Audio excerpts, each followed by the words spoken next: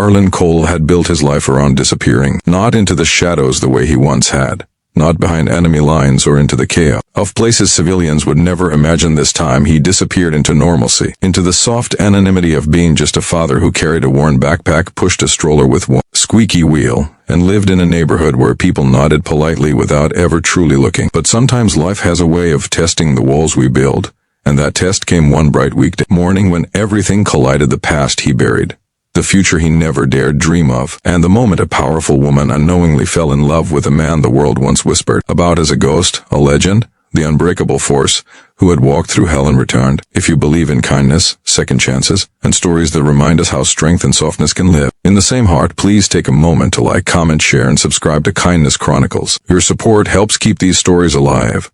Arlen's life had not always been this quiet. Years ago he was known as Revenant, a name spoken with reverence in Special Forces circles. He had been the one who never gave up, who rescued entire teams from places no one believed survivable, who carried wounded comrades on his back for miles until they reached safety. Yet when his wife, Mara, died unexpectedly, all the male's training and discipline in the world could not ease the grief that broke him. He walked away from service, took his 3-year-old son Rowan, and vanished into civilian life. He exchanged combat boots for worn-out sneakers, tactical strategies for grocery lists, and the roar of helicopters for the laughter of a child who became his entire universe. He took on handyman jobs, worked shifts in warehouses, mended fences for neighbors, anything that paid just enough to keep Rowan fed, warm, and smiling.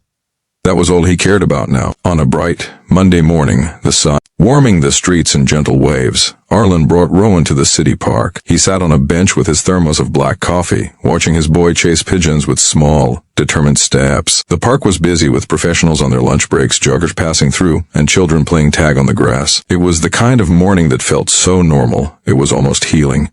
And Arlen cherished these pockets of peace. But peace has a way of drawing unexpected change toward it, and that change arrived in the form of a woman so out of place in that setting she might as well have walked out of a different world. Surin Vale, CEO of Vale Tech Industries, stepped into the park with a tablet in her hand and tension in her shoulders. She was young for her position, brilliant, decisive, and known for rebuilding a collapsing tech empire into a thriving, ethical company. Yet all her power and control faltered that morning when she spotted a child near the fountain tripping over his own shoes. Rowan fell forward with a startled gasp, his small hands reaching out. Saren reacted instantly, dropping her tablet as she lunged forward and caught him just before he hit the pavement. She knelt there, cradling him for a moment, her breath shaky from the adrenaline. Arlen saw it happen from across the park. His heart jumped into his throat, not because he feared danger. He had stared down danger all his life, but because Rowan was his entire world. Luckily, before he could sprint across the grass, he saw Rowan sitting comfortably in the woman's arms, her voice soothing, her hand brushing dirt from his cheek with surprising gentleness. Arlen reached them moments later, relieved to see Rowan's bright smile as he pointed at the woman like she had performed magic. That morning changed everything. Siren had no idea who Arlen really was, and Arlen had no intention of telling her. All she saw was a humble single father with kind eyes, a quiet voice, and a son who adored him.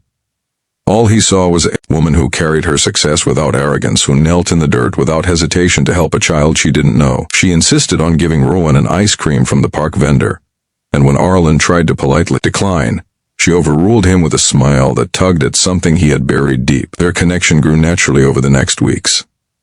Saren started visiting the park during her lunch break, claiming she needed fresh air but always finding herself drawn toward Arlen and Rowan. She asked about Rowan's favorite games, sat on the grass so she wouldn't tower over him, and let the boy show her every little treasure: stones, leaves, and strange-shaped sticks he found. And though Arlen noticed the expensive watch on her wrist, the high-end fabrics of her clothes, and the way people in the park recognized her with wide eyes, he never asked about her career.